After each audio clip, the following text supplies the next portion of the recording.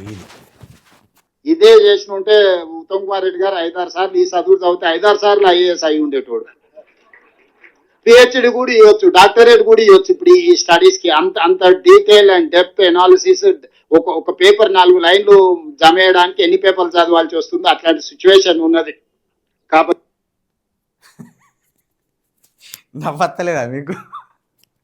ఏంటంటే డాక్టరేట్ ఒక్కసారి కాదట 10 సార్లు ఇవ్వచ్చు అటు ఉత్తమ్ కుమార్ రెడ్డికి. ఈ చదువు చదువుతున్నట ఐపీఎస్ ఐఏఎస్ వచ్చినా అవ్వట. ఉత్తమ్ కుమార్ రెడ్డి గారును రేవంత్ రెడ్డి గారికి చెరో డాక్టరేట్ ఇవ్వాలి, తప్పేం లేదు. చెరో డాక్టరేట్ ఇచ్చి ఇక ఓరి మీకు డాక్టరేట్స్ ఇచ్చినామంటే వీళ్ళు ఏం చేస్తారు తెలుసా? ఈ డాక్టరేట్ పట్టాలు పట్టుకొని చక్కగా హాస్పిటల్కి పోతారు. ఎందుకే ఈ డాక్టరేట్ పట్టుకొని హాస్పిటల్కి వచ్చినామంటే ఏమంటారంటే మేము డాక్టర్లమైనా ఆపరేషన్లు చేస్తాం, వాళ్ళకంటారు రోగాలు ఉంటే పంపిర్రు అంటారు.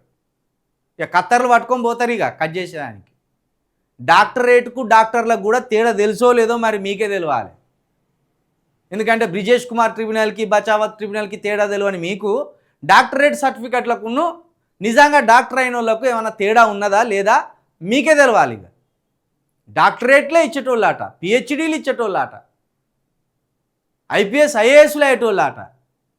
కర్మగాలి తెలంగాణ ప్రజలు మిమ్మల్ని తీసుకొచ్చి అక్కడ సీఎం సీట్లో కూర్చోబెట్టినందుకు మా సావుకు వచ్చింది నీ సీఎం పోస్ట్. డాక్టరేట్లే ఇవ్వాలట వీళ్ళకు, మళ్ళీ ఏం వెలుగబెట్టిండ్లో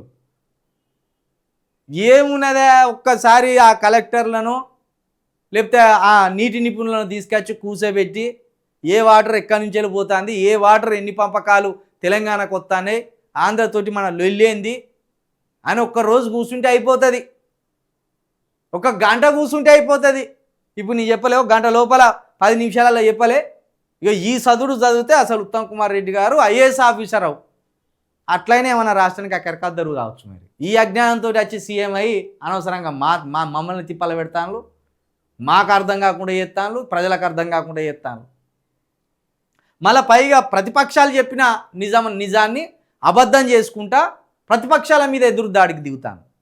ఇద్దరు డాక్టరేట్ ఇవ్వాలి. ఉత్తమ్ కుమార్ రెడ్డికి ఒక డాక్టరేట్ ఇవ్వాలి, రేవంత్ రెడ్డి గారికి ఒక డాక్టరేట్ ఇవ్వాలి.